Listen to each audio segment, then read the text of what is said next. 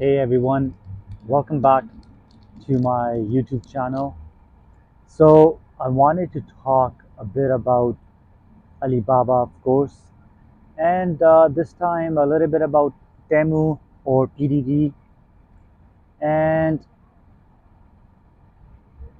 talk about this small or this minor perception out there. It's kind of like, I shouldn't say it's a minor perception, I should say it's a perception for sure, and it may be held by the general public out here in Canada, US. So yeah, I'm gonna talk a bit about that. So just a little bit of context. PDD or Temu, that company tanked after its earnings. It was down 30%, and because of that, Alibaba was also down, but of course not as much as Temu. Generally speaking, though, right around that time, Alibaba was kind of trending higher, and it was fighting, and it was staying in the 80s. In fact, it was in high 80s. But ever since that report, the stock has been down.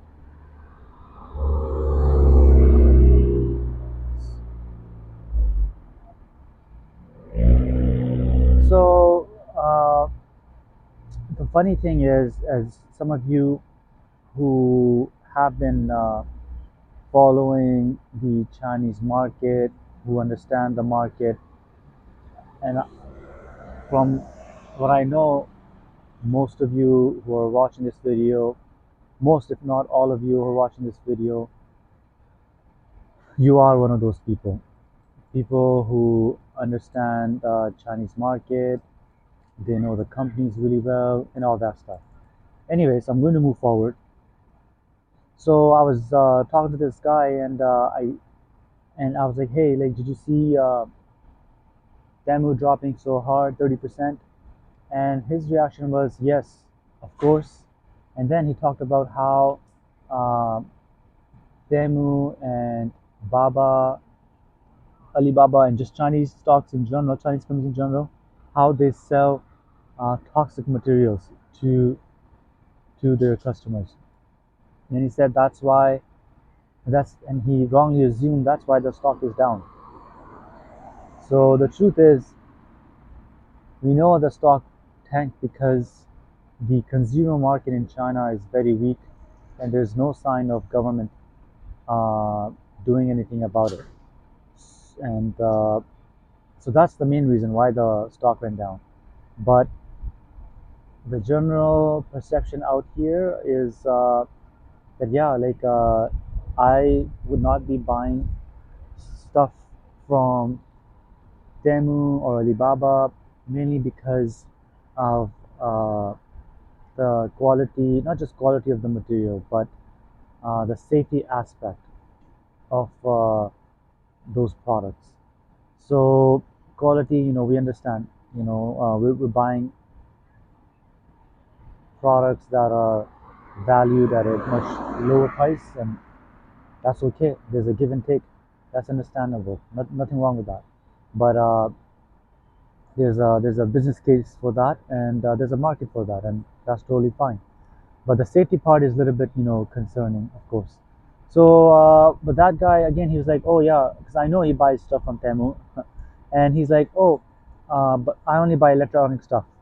I was like, "Yeah, okay, that's fine." I didn't want to scrutinize him or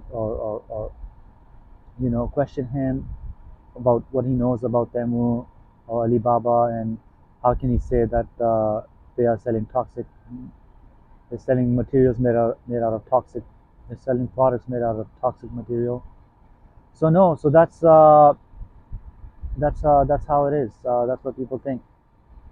He was connecting two totally different things uh, to make his case that, yeah, he knows why PDD is down so much. So I don't know. I think we will continue to hear, we will continue to face misconceptions like this. And at the same time, the Chinese companies, manufacturers, yeah, they would have to source materials that are safe for public and ones that do not degrade.